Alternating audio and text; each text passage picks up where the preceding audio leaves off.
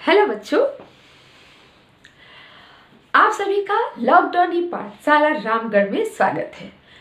बच्चों, अभी आप लोग सब बोर्ड की तैयारी में लगे हुए होंगे और दिनों रात मेहनत कर रहे होंगे अच्छे मार्क्स लाने के लिए। आज इस वीडियो का भी विषय कुछ ऐसा है कि आप बोर्ड के टॉपर्स कैसे बने, हर विषयों में अच्छे मार्क्स कैसे लाएं।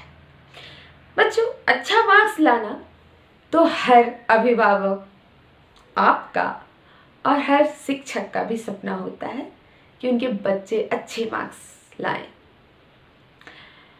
तो अब ये बात है, पढ़ाई तो सब कर रहे हैं, सभी लोग बहुत मेहनत करके पढ़ाई कर रहे हैं, लेकिन ये लगता है ना कि मैंने इतना अच्छा लिखा फिर भी मुझे मार्क्स कम आए। इस तरह की सोच बहुत आती है कि हमने तो काफ़ी अच्छा लिखा था, हमारे मार्क्स कम। ये भी बात, क्या भाई टॉपर्स लोग क्या लिखते हैं कि इतने अच्छे मार्क्स आते हैं। इस तरह की सोच आपकी भी बनती होगी। आज मैं आपको इस पूरे वीडियो में यही बताने जा रही हूँ। बच्चों, किसी भी आप पढ़ने के बाद कोई भी प्रश्न का जवाब भी लिखते हैं तो लिखने में प्रेजेंटेशन का काफ़ी अहम रोल है। अगर बहुत अच्छा खाना बना दिया गया हो लेकिन उसको एक ही साथ मिलाकर पेश कर दिया गया हो तो क्या आपको उस खाने का पूरा स्वाद मिलेगा? नहीं। ठीक उसी प्रकार जब हम पढ़ाई करते हैं और अपने आंसर्स को लिखते हैं तो वहाँ पर भी आंसर को व्यक्त करने का, अपने जवाब को लिखने का, दर्शाने का तरीका हमें फुल मार्क्स लाने के लिए बहुत ही आवश्यक है। तो सबसे पहले मैं आपको दो बच्चों की कॉपी दिखाऊंगी, बोर्ड के कॉपी जो आपको जैक के साइट पर मिल सकते हैं। बोर्ड पे 2016 के टॉपर्स के कॉपीज दिए हुए हैं। तो मैं आपको एक साइंस और एक मैथ, ये दोनों की कॉपी दिखाती हूँ कि आखिर उन लोगों ने किस तरह से लिखा जो उनको पूरे 100% मार्क्स, 100% मार्क्स मिले।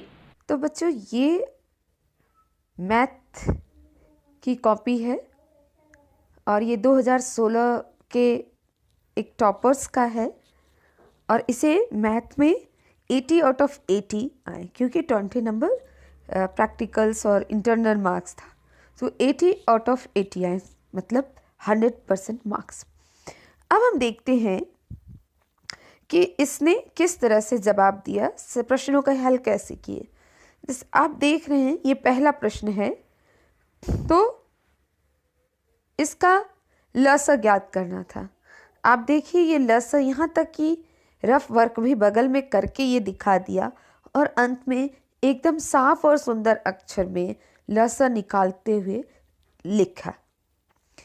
आगे एक ये देखिए, मैं इस चीज़ का पर ध्यान आपका दिलाना चाहूँगी। यहाँ शून्यकों की संख्या लिखनी थी, इसका जवाब 2 था, लेकिन इस बच्चे ने सिर्फ 2 नहीं लिखा, 2 के जगह ये 2 क्यों हुआ इसका कारण लिखते हुए जवाब लिखा।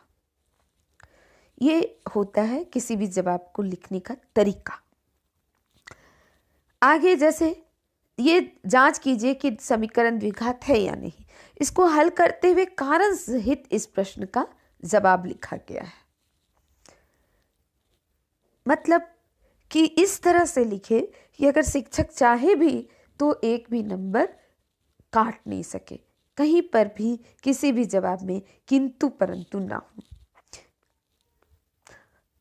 इसी तरह से आगे आप देखें, यहाँ सार व अंतर लिखना था, वहाँ यहाँ पे सामने ही घटाकर पूरे जवाब को लिखा गया है।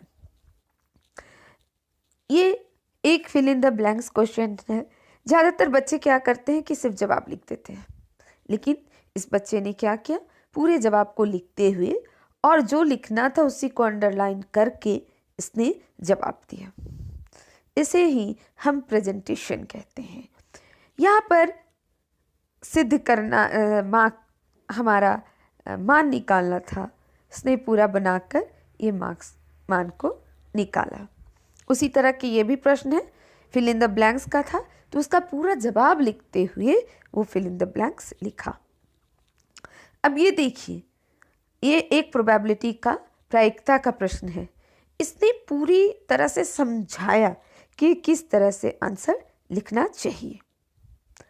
बच्चों, जवाब देने के लिए बहुत आवश्यक है कि आप इस तरह से जवाब दें जैसे कि आप किसी अगले को समझा रहे हैं।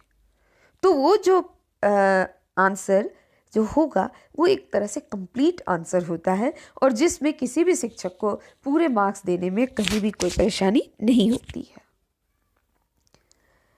ये हमारा फिर उसी तरह का प्रश्न है। ये पूरे वाक्य में लिखकर उसका जवाब दिया। ये हमारा देखिए, जैसे कि ये भाग देना था। लोग क्या करते हैं, भाग दे दिए, जवाब हो गया उनका।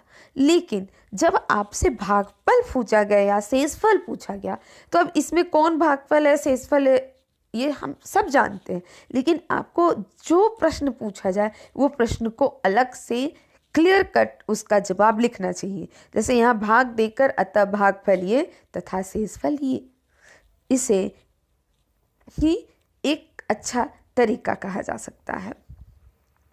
आगे भी हम देखें कि यहाँ भी जिस तरह से y अक्ष पर बिंदु ज्ञात कीजिए जो इससे समदूरस्थ है, तो इसने जवाब भी बनाया, y अक्ष पर बिंदु भी निकाला और अंत में जैसा कि मैं कही, प्रश्न जो पूछे हमें उसका जवाब उसी वाक्य में ज़रूर लिखना चाहिए।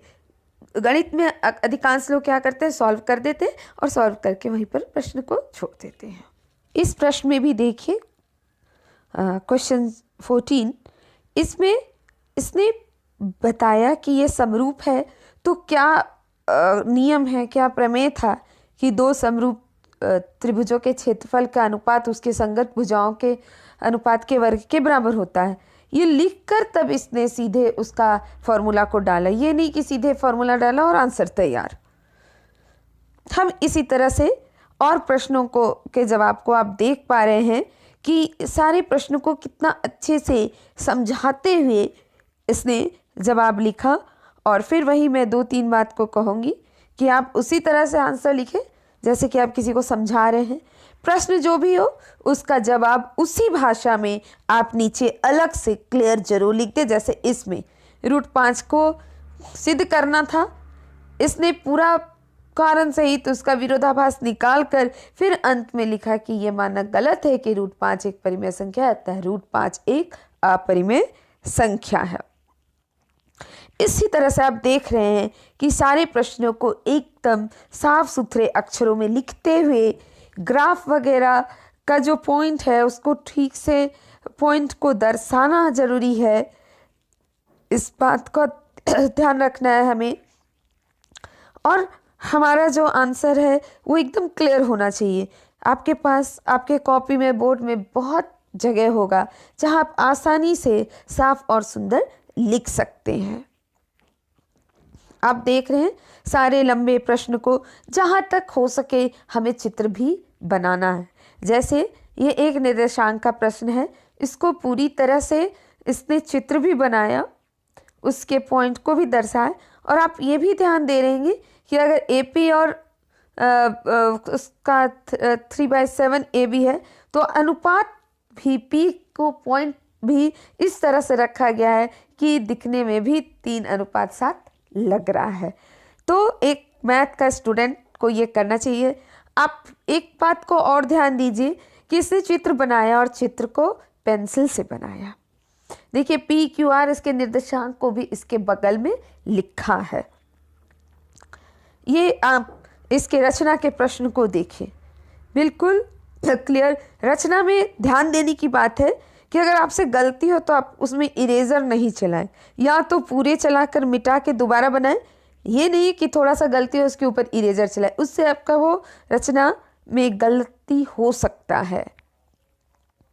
और रचना का भी इसने निष्कर्ष निकाल के लिख दिया है कि फिर वही प्रश्न का जवाब देते हुए इसका निष्कर्ष भी लिखा है कि ये दोनों 60 पे डली हुई है।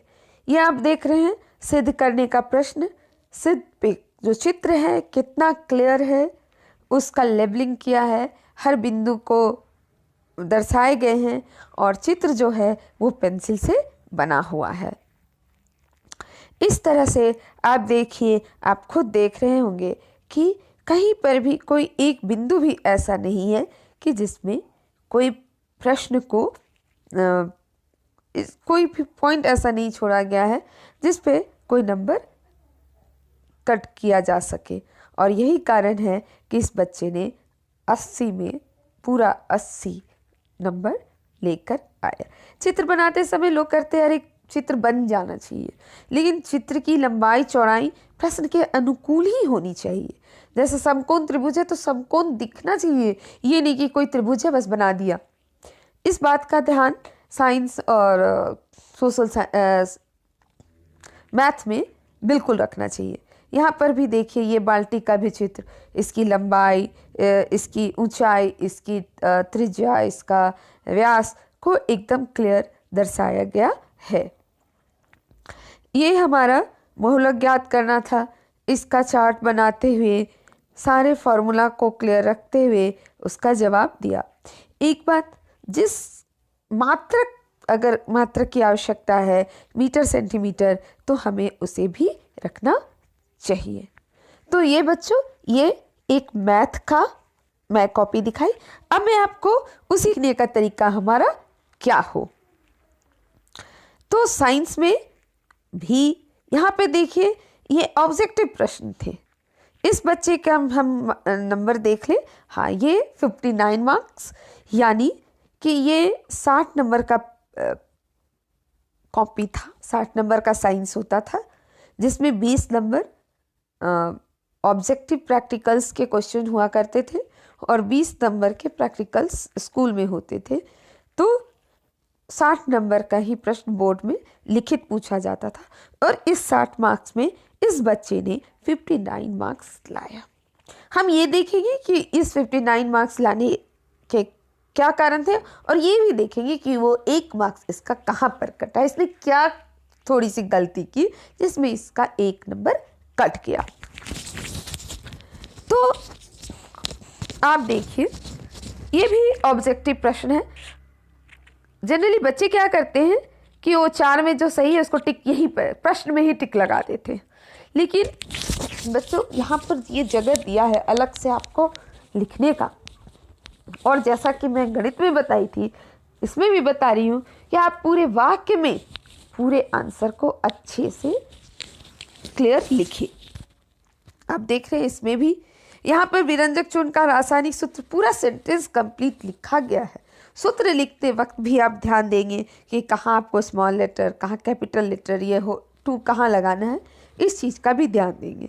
कभी कभी होता है रासायनिक सूत्र लिखा गया, रासायनिक नाम लिख के बच्चे छुड़ाए कह रहे हमने तो कर दिया। यहाँ पर भी हर प्रश्न ऑब्जेक्टिव प्रश्न था जिसका आंसर 1 या 2 सेंटेंस, 1 वर्ड में भी हो सकता था, लेकिन बच्चे ने पूरे वाक्य में उसका जवाब अच्छे से दिया। यहाँ पर प्रकाश के परावर्तन के नियम को पूरी तरह से लिखकर बताया और उसके जो फॉर्मूलाज है उसको भी लिखा। इसमें और ये हो सकता था कि परावर्तन के चित्र को भी दर्शाया जा सकता था। यहाँ पर आपका इस अभिक्रिया को देखते हुए जवाब लिखना था, जिस बच्चे ने लिखा, और यहाँ पर अभिक्रिया का रासायनिक संतुलन भी लिखा। फिर इसमें जो चित्र वाले प्रश्न थे वो चित्र इसने बनाया और वो पेंसिल का उपयोग करके हर बिंदु को दर्शाया। जो हमारा जहाँ पे डॉटेड लाइन हो वहाँ डॉटेड लाइन किया गया, जो लेंस है वो लेंस का आकार सही से दिखाया गया। इस 30 से 40 प्रश्न में, विज्ञान के प्रश्नों में पॉइंट का लिखना बहुत ज़रूरी होता है। विज्ञान या सोशल साइंस में भी अब पॉइंट में लिखेंगे तो वो क्लियर जैसे होता है। जैसे यहाँ कहा गया कि उनके 2 उपयोग, तो भाई आप 2 उपयोग 2 पॉइंट में लिखे। ये नहीं कि एक ही लाइन में हाँ प्लास्टर ऑफ पेरिस का उपयोग शल्य चिकित्सा और खिलौना बनाने में किया जाता। आपने यहाँ जवाब जरूर लिखा, लेकिन वो जवाब दिखने में अच्छा नहीं लगेगा, वो एक ही पॉइंट दिखता है। उसी तरह से यहाँ भी आदर्श स्रोत के निम्नलिखित गुण हैं और ये गुण को भी पूरे पॉइंट में दर्शाया गया है। हम उसी तरह से आप सभी देख रहे हैं, सभी को अब आवर्त नियम क्या है, ये नहीं कि सिर्फ नियम लिख दिए, भाई नियम क्या है उसको डैश देते हुए आप नियम को इस बच्चे ने क्लियर से लिखा है। यहाँ पर भी फोकस दूरी निकालना था, तो हर जैसे 13 का ए का जवाब दिया, बी का जवाब दिया, सी का जवाब दिया, ये नहीं कि भाई 13 लिखकर सारा जवाब एक ही साथ करके काम खत्म। ये सारे जवाब को क्लियर से उतारा गया है। यहाँ पर एक संतुलित रासायनिक समीकरण, सबको संतुलित करना था। आप देखिए पहले प्रश्न को लिखा गया, फिर कौन है संतुलित रासायनिक समीकरण वो लिखा। आप ये भी देख रहे हैं रासायनिक समीकरण लिखने के समय इसके अवस्था को भी दर्शाया गया। इतनी खूबसूरती से इन सारे समीकरणों को संतुलित किया गया है। यहाँ पर फिर जैसा कि मैं पहले भी बता चुकी, हर प्रश्न का जवाब उसके पॉइंट, उसके नंबर के साथ। यहाँ पर यूपैक नेम को भी बहुत अच्छे से लिखा है। बच्चे ओवर राइटिंग करने से आप बिल्कुल बचें। अगर आप गलत लिखे हैं तो उस आंसर को काट कर क्लियर से बगल में लिख दें। ओवर राइटिंग में पता ही नहीं चलता कि आपने लिखा क्या है, सही क्या है। इसलिए कोशिश ये हमेशा की जाए कि अगर गलत हो गया तो आप उसको कट करके बगल में एकदम क्लियर से जवाब को लिखें। यहाँ पर भी देखिए सभी जवाब को पूरी तरह से समझाते हुए लिखे गए हैं। ये इस तरह से ये पूरे के पूरे मार्क्स मिले हैं। यहाँ पर भी देखिए अंतर है। अंतर को लोग क्या करते हैं, एक ही लाइन में लिखे। जब भी अंतर है तो हम इसे कॉलम, 2 कॉलम में लिखना है, जैसे खनिज और अयस्क। ये नहीं कि एक बार आप खनिज के पूरे लिख गए फिर नीचे में आप अयस्क के लिखे। अंतर को हमेशा कॉलम, 2 कॉलम में बनाकर तब आप उसका अंतर लिखें। अंतर लिखने में ये कि अगर पहला पॉइंट में आप जो लिखे हैं कि भाई भूप्रकृति प्रॉपर्टी में प्राकृतिक रूप से पाए जाने वाले तत्वों यौगिकों को खनिज कहा जाता है, यहाँ उसकी परिभाषा लिखी गई, तो पहला अयस्क में भी उसी तरह उसकी परिभाषा लिखी गई है। दूसरा इसमें कि सभी खनिज अयस्क नहीं होते, तो इसी से संबंधित जो विपरीत है गुण उसे ही सामने लिखा गया है। ये नहीं कि कहीं कुछ और कहीं कुछ। इस बात का जो है आप जवाब देने में ध्यान रखेंगे। यहाँ पर आप देख रहे हैं कि फराक नलिका ये उसी तरह का है कि एक शब्द का है, लेकिन उसे अच्छे से वाक्य में सजाकर सभी प्रश्नों के जवाब दिए गए हैं।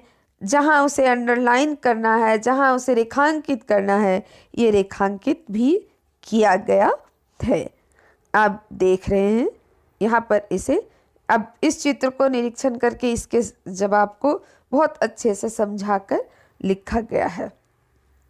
ये भी अजैव निम्नीकरणीय का बात है। ये 3 नंबर के प्रश्न हैं। जीवों की 3 विशेषताएं तो 3 पॉइंट में लिखे गए हैं। गंगा जल प्रदूषण की किन्हीं 3 परिस्थिति, इसे भी पॉइंट में लिखा गया है। आप देख रहे हैं कि इस प्रश्न का जवाब भी पूरा अच्छा से दिया गया है, लेकिन इसी प्रश्न में 5 मार्क्स का जो प्रश्न था इसमें इस बच्चे को 4 मार्क्स मिले हैं, और इसी प्रश्न के जवाब के कारण 1 नंबर कटने के कारण उस बच्चे को पूरा मार्क्स नहीं मिल पाया। तो हम देखते हैं कि भाई इसका क्या कारण है। तो ये अथवा का प्रश्न था। तो पहला प्रश्न था कि वे कौन से विभिन्न तरीके हैं जिससे विशेष लक्षण वाले व्यष्टि जीवों की संख्या समष्टि में बढ़ सकती है। तो इसका जवाब तो बच्चे ने बढ़िया से लिखा है कि इसने 2 अच्छा लिखा है। ये और दूसरा जवाब जो था समजात अंक की परिभाषा, तो समजात अंक की परिभाषा भी दिया गया है और उदाहरण भी दिया गया है। तो ये जवाब तो अच्छा है, लेकिन शायद ये जो पहले जवाब जो है वो 2 नंबर का था और ये दूसरा वाला ये 3 नंबर का था। तो इसमें तो 2 पॉइंट्स है तो 2 लिखा है। ये दूसरे वाला जो है चूँकि 3 नंबर का था, तो शायद इसका जो जवाब लिखने में इस बच्चे को थोड़ा सा और समझाना चाहिए, क्योंकि ये 3 अंकीय प्रश्न था। ये जवाब बिल्कुल सही रहता जब अगर वो 2 अंकीय प्रश्न रहता तो ये कंप्लीट जवाब था, लेकिन 3 अंकीय प्रश्न था, तो इसे थोड़ा सा इस प्रश्न को और अच्छे से इसकी शब्द सीमा बढ़ानी चाहिए, इसमें कुछ और लिखना चाहिए। जैसा कि आप देख रहे हैं कि इसमें शब्द सीमा 70 वर्ड्स का है, लेकिन यहाँ पर शायद वर्ड में कमी है, ये 40 से 50 ही शब्द सीमा में है। इसी के कारण इसके जवाब में इस शिक्षक ने 1 मार्क्स को काट लिया होगा। तो बच्चों, ये मैथ और साइंस को देखने पर आप बहुत कुछ समझ भी गए होंगे कि हमें पूरे मार्क्स लाने के लिए, टॉपर्स बनने के लिए क्या क्या करना होगा।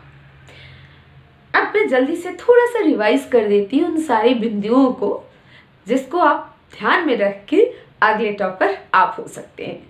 तो पहला पॉइंट मैं आपको ये बोलूँगी ज़रूर कि आप पूरी टेक्स्ट बुक का अध्ययन करें बजाय किसी नोट्स ये सबको पढ़ने से, और नोट्स अपना बनाएं, क्योंकि जब आप नोट्स अपना बनाएंगे तो उसमें उसकी भाषा आपकी अपनी होगी, और अगर जवाब आप अपनी भाषा में लिखेंगे तो वह सबसे अच्छा होता है। तो मेरा पहला पॉइंट है कि आप अपने टेक्स्ट बुक का गहन अध्ययन करें। दूसरा जो है हमारा कि जो भी प्रैक्टिस सेट दिया है, मॉडल्स, पेपर्स दिए हैं, उसका प्रैक्टिस करें। प्रैक्टिस करने से हमें हमारे जवाब लिखने का एक तरीका और एक अभ्यास हो जाएगा, जिससे हम बिना किसी हिचक के, परेशानी के हम अपने बोर्ड्स में अपने जवाब को लिख सकते हैं।